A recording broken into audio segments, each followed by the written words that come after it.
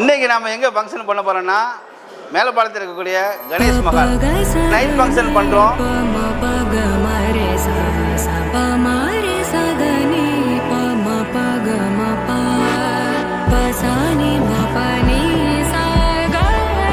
என்னெல்லாம் பண்ணுறோம் அப்படின்னா மட்டன் பிரியாணி, சிக்கன் 65, தக்காளி sweet, onion raita, veg biryani, veg gravy, இது எல்லாம் தான் பண்ணியிருக்கோம். கிராண்டாக நடக்குது.